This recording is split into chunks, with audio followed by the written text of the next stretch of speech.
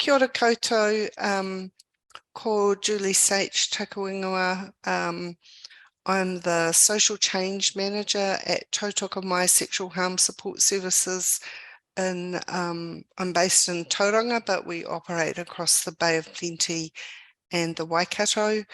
I've been in this role for about 4 years, but I have worked in social services for about 35 years. Across government, NGOs, and probably one of the reasons that I'm doing this presentation is that one of my jobs has been working at the Family Violence Death Review Committee, where my job was to request and review all the documentation associated with family violence homicides across the motu. And it gave me a real insight into the problems of the way we construct stories and how those stories can be misrepresented or misconstrued or misunderstood. A whole lot of misses that ended up creating problems for the whānau that we work with, the families, the children, and the systems that we work in. And so I really wanted to talk about this subject with you, really thinking about the way we document things and what happens in that documentation process, and really examine that a little bit more.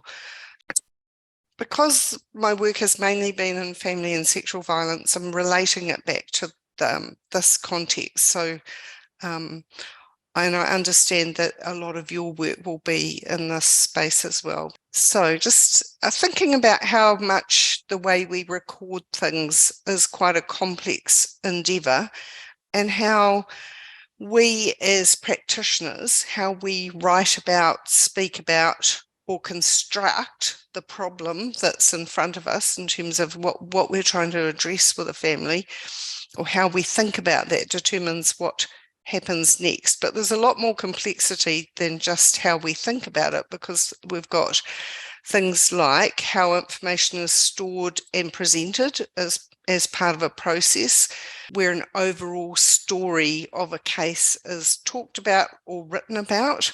So sometimes our storage of information is problematic, and I don't know about you, but I've worked across a corrections, a police, and oranga tamariki information storing systems, and it's actually not that easy to find stuff. So we need to think about how our systems store our information to make it retrievable and useful to ourselves as workers. And that's a systemic issue. That's a bigger issue. So, but the next step is when we as record writers make both intentional and unintentional selections of what to filter out or include in the records. So we don't just write everything that happens, we pick out particular things that we want to write about. And I guess what we want to be thinking about is being intentional about what we put in, and thinking about the things we leave out. And there's plenty of cases where social workers, practitioners, family workers left out critical information that would have made a difference in terms of understanding what was going on for the people involved in the case they were working. So thinking about what do we put in and what do we leave out. So we'll talk a little bit about that as we go along. And lastly, the way, this is quite flash words, but the linguistics and the words we use and the way and what we choose to put in shapes what happens for the people that we're writing about. And I guess that's the longevity of it. You know, like case notes can go on for a very long time. They can follow people around. They can, last for a very, very long time. So they're critical because they, and when we look back now on records that have been written years ago, and we notice the difference in the way that it's been languaged in the past, and think, oh, we wouldn't write it quite like that now, because things evolve and we change and we think about what we're recording. But those stories can stay with those families for a long time. And sometimes that can be helpful and sometimes that can be detrimental, particularly if we haven't got the story quite accurate. So I'll talk about that in a minute. This is just an example of what I'm talking about. So in the first example, the worker calls the person that I'm calling the victim, so the person who's been subjected to violence. They call that person 3 times and they get no answer. And the interpretation on that for that worker was, she doesn't want or need our help because she's not taking our calls. So the case note read something around, she has disengaged with our service. She is safe with whānau. She will contact us if she needs us. And so then that case note informs the action that comes after that, which is that the worker decided to close the file. Whereas an alternative account might be the same event, I call the victim 3 times and get no answer, but the interpretation might be different. I don't know what is happening with this case. This person was at quite high risk when I spoke to them. So who else can I talk to? Might be a question that might be asked. And the case note reads something like, this is a very unsafe situation and I'm very concerned for this person's welfare, which informs the action that follows next, which instead of closing the file becomes calling the police and discussing concerns and then making other decisions to call a cousin to see if I can find this person who I can't contact. So you can see that the interpretation of the event by the worker dictates what they then record and then what actions follow from that. So what we're saying is that the information that we share doesn't necessarily equal the information that's understood. So when you're working in family violence, the potential to prevent further family violence by information sharing is reliant on the integrity of the information that's sought. So what we're asking, what we need to know from who we're, so if I say to Oranga Tamariki, I need to know X, Y, Z, depends what I'm asking for. Then it depends what they decide to share, the quality of what they share with me. So that's another point where information can be either fall away or can enrich what we know about the situation. And then depending on what is shared with us, what we then understand by that sharing, and then as a result, what action that we take to follow up. So I often think that when we write case notes, that we think we're writing them for ourselves as kind of memories for us so that we can look back and see where our work was at. And I guess what I've come to understand more and more is that the notes are for the next person, not for me. It's not an aid memoir for me. It's about what I want the next person to know and to understand, which is so, so very important. So when I'm writing case notes or thinking about a piece of work and how I'm going to represent it, I'm looking at it with the view of how could this be read or interpreted. Okay, so this is a little bit of thinking about language and the language that we use. And it's from the work of Alan Wade and Kathy Richardson, who work towards something called response-based practice. They're Canadian practitioners, but I find their work really, really helpful when we're thinking about language. And I'll give you some examples, but I'll just run through these points first. And they call it old speak, or the way that we don't want to speak, which is sort of inaccurate language. So we want to be avoiding any language that conceals violence in the way we record things. So we don't want to be hiding any of the violence. We want the violence to be visible. What we don't want to do is blame victims of violence for the violence that they're experiencing and the way that we write things. And I think there's ways that we sometimes fall into those common kind of errors of victim blaming. We don't want to hide responsibility for who is doing what to whom. So we want to be really clear about the actual acts of violence and who is doing them.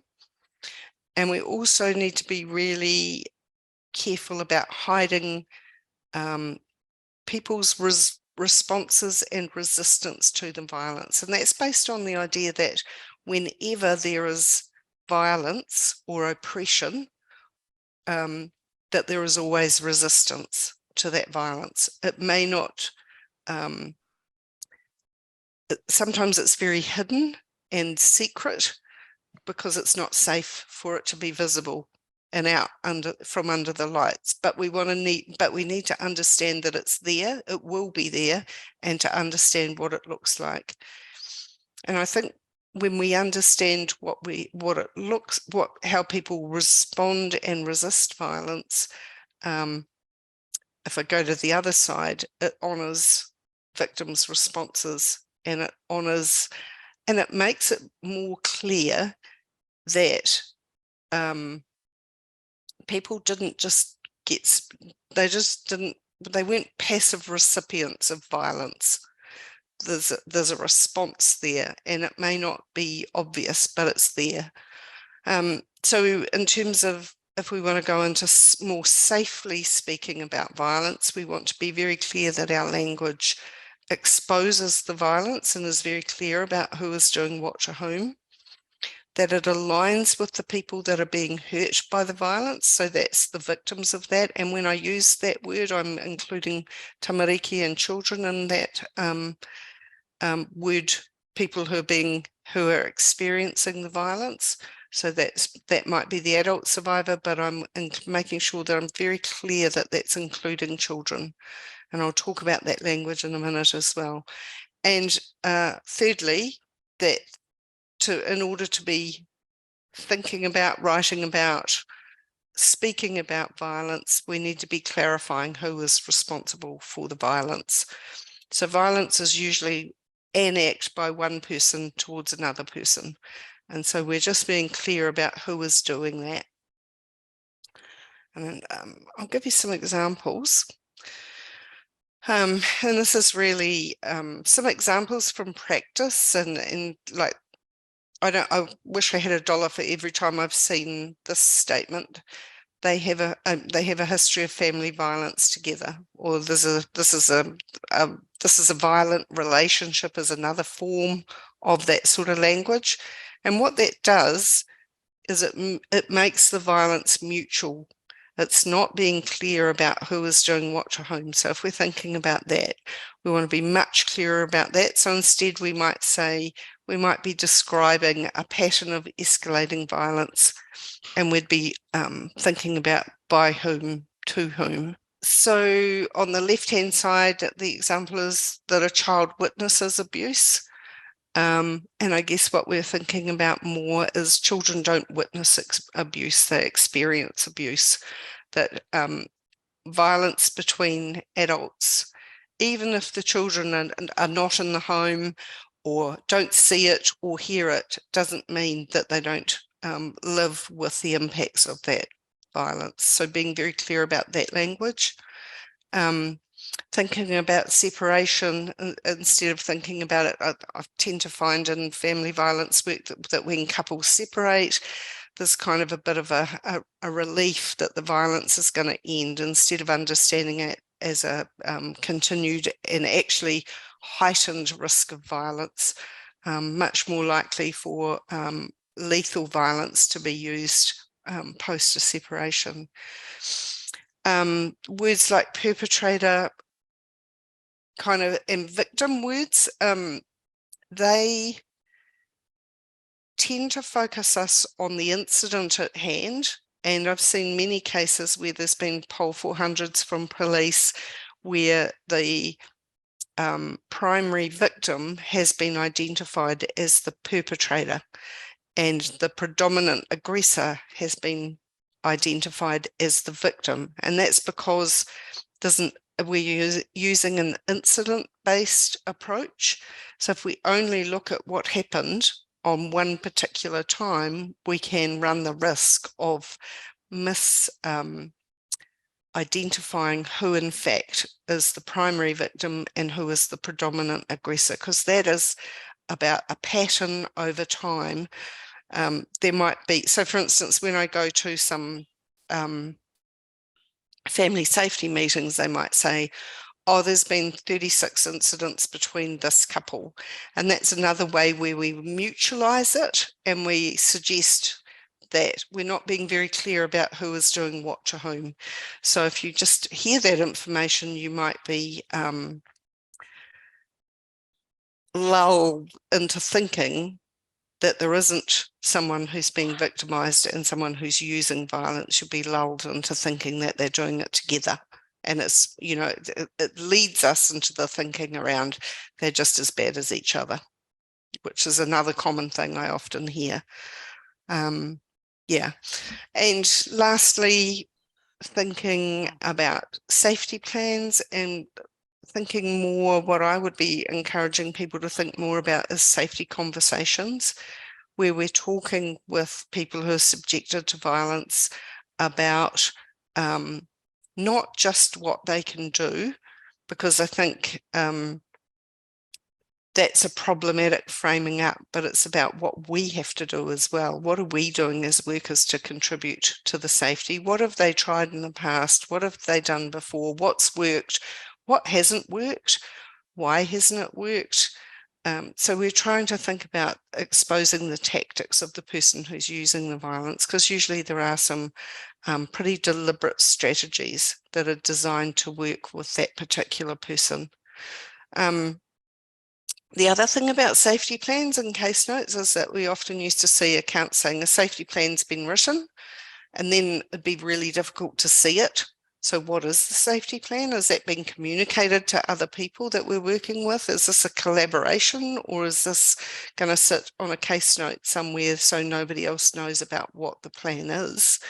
And the other thing I'd say about safety plans is often they can be to-do lists for victims, and they're generally fairly predictable and templated. The ones that I've seen in death reviews, things may be changing. You know, I'm just telling you my observations from that work, is that often it was about what the victim should do. And I guess what we're saying and thinking about is, how do we contribute to what we can do as well as workers in this space? How are we contributing safety? Because if a person's come to talk to us about family violence, they're coming because they need our help, they need our support, and where are we in that plan? So yeah, that's just an observation. So thinking about some of the pitfalls and how to avoid them in the case note, in our case noting kind of processes. So ways that we can misunderstand or misconstrue the story is when we leave out some details. That's pretty obvious. I'm thinking there's a case, a very famous case in Britain of Victoria Climbié, who was a little girl who was murdered by her great aunt and her partner. There were, when they did the review of that, there were plenty of social workers and family workers and police who talked about their concerns, but they weren't written down. So there was a lot of other material, which was the second point. Too much miscellaneous detail is included with no analysis of what it means. So a number of the workers, and this is true in other cases in New Zealand, that a number of workers say, yeah, I was really worried about that, but the worries and concerns weren't documented.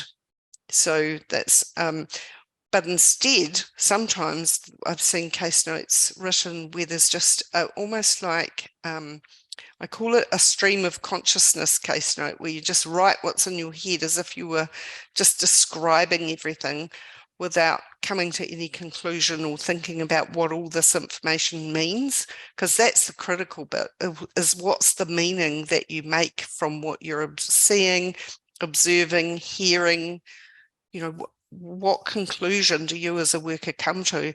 And sometimes I've heard workers say that, well, that's not fact. And there's an idea that case notes have to be actually factual. And I'm going to come down to that in a minute, where we talk about record writers sticking to the facts and they're leaving out their practice wisdom or their intuition because they've been taught somehow that that's not appropriate. So I want to encourage you to think, well, actually, I try to reframe it as it's not just an intuition, it's professional judgment. Actually, if you're working a case and you've seen cases like that before and it gives you some concerns because of the study you've done or the work that you've done, the experience you bring to the role, then that's your professional judgment. And that's totally legitimate to commit that to paper and communicate that and talk to other people about it. May not always be right, but it's your current thinking. And it's okay because you can revise your current thinking. It doesn't have to be, but you have to then record your revised current thinking. Yeah. So another problem in case notes is that sometimes they can be too focused on the current situation, so not having a sort of longitudinal view of the situation, not a sort of like a pattern over time. What are the patterns of violence that we're seeing? So we're looking for a chronological perspective. And these misconceptions can lead to some pretty terrible outcomes. So this is trajectories in case files, filtering out information in the recording process in child protection. So this is records didn't provide an overview of a case because core information often drowned in miscellaneous details in narrative text and was spread over various documents. So the importance of having a coherence to the story. And I talked about Victoria Climbié before, but that was also disturbing observations and other relevant details totally absent from the records, and consequently the seriousness of the issues was not conveyed to readers. So we're just looking at the kind of things that can go wrong. And this is one of the things we found time and time again, that in order to have a coherent and comprehensive history of someone's situation, our systems, our forms and our templates, now it's really hard to read this, but it says fragment the holistic information into pieces. So you can see that as you have every slash, it becomes harder and harder to read that. And when that becomes how it is, then it's really easy for workers to lose the narrative because it's not there's a bit of information in the intake form, then there's a little bit more information in the case plan, there's something in the safety plan, but they might be held in 3 separate parts. And where's the coherence in bringing it together that we're looking for to make it easy on ourselves to be able to retrieve that information, or as we read it, for it to make sense to us. I'm going to talk too about the filters that we bring to the work. These are kind of the big intersectionalities of racism, sexism, and ableism, and how they, when we talked about how workers filter through the work, these things can be at play in the way we do that as well. And I'm going to talk about one in particular. I'm going to talk about sexism bias, and I'm talking about that in family violence because predominantly we're talking about violence that happens male, female, although I recognise that's very heteronormative, but that's our predominant cases that would come through. And so I'm looking at kind of the dominant gendered stereotypes. And so sometimes in case notes, we can see the way that workers are thinking about mothers who are parents in the context of domestic violence as failing to protect their children. She's staying even though there's violence, and so she is not protecting her children. So that's problematic because actually the person whose behaviour we need to be focusing on is the person who is being violent. And if we get diverted into trying to understand mum's motives and why she's staying and giving her kind of labels that are quite pathologizing, words like, she's codependent, that's one way I've heard it framed up of why women stay, but there's a myriad of ways we do that. But what we need to understand is that doing that is part of a dominant gendered stereotype where we're often holding females accountable for the violence they're experiencing. The other way we can do it is the opposite, is making men who choose violence invisible by collecting limited evidence about their patterns of perpetration and their fathering practices. And if, I can give you some examples of reading case notes where the worker was recording all the things the father was doing around the house. So, oh, I called in today and Dad was doing the dishes. I called in today and Dad was out hanging out the washing. And the implication is that he's a really good dad because he was doing those things. He was actually highly abusive and he was doing a whole lot of other things, but he was very careful about what behaviours he got workers to see. And then they were collecting that as evidence of him being a really good dad. And in fact, the opposite was true. But that's a gendered thing. And I think it's so dominant that we don't even sometimes see it. I was at the airport the other day and I saw a little child running up to Dad and he picked her up and scooped her up, threw her in the air. And I thought, oh my God, he's such a good dad. And then I thought, well, actually, that bar's really low. We have quite a double standard around our expectations for mum and our expectations for dad. We usually need mum to know all the children's routines, know if their medicines are up to date, understand where their schooling's at, attend parent-teacher, and the list for what mums need to do is pretty long. And for dads, well, they need to show up. They probably need to not be using drugs, and they need to earn a living.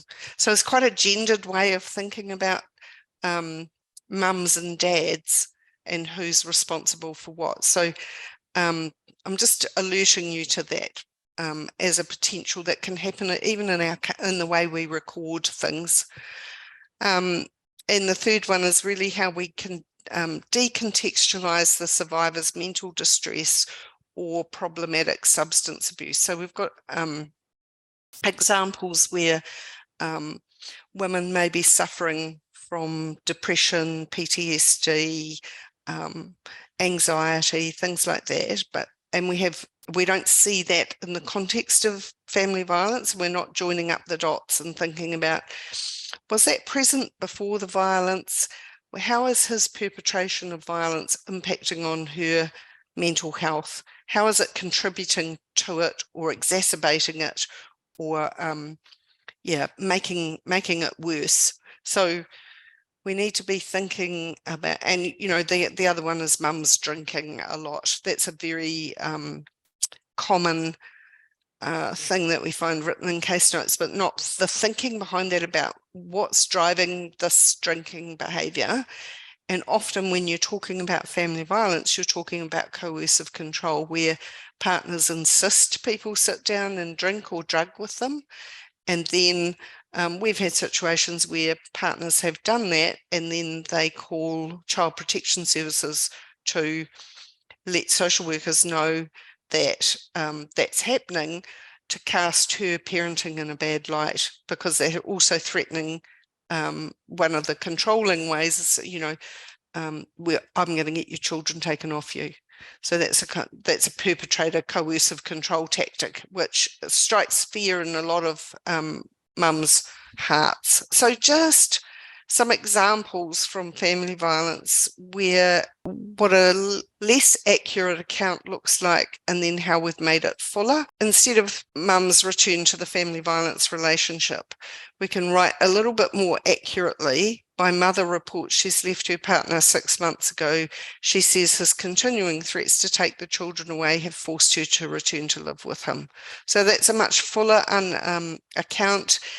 And if we go through, it's kind of and if we go back to the 4 things we're trying to do with accurate language, it's kind of aligning with her, because we're understanding the pressures that she's been put under to go back to live with him. So we're not holding her accountable as if she had that choice and made that freely and of her own volition, and she just said, yeah, I really want to go back to live with him. She's actually doing it in the context of wanting to continue to have a relationship with her children, and his pattern of behaviour to interrupt that. Comments like the father's not included in the referral. Instead of saying that, being more accurate would be to say, made consistent attempts to engage the dad over 12 months. He wouldn't answer worker phone calls, although his partner reports he has a working phone.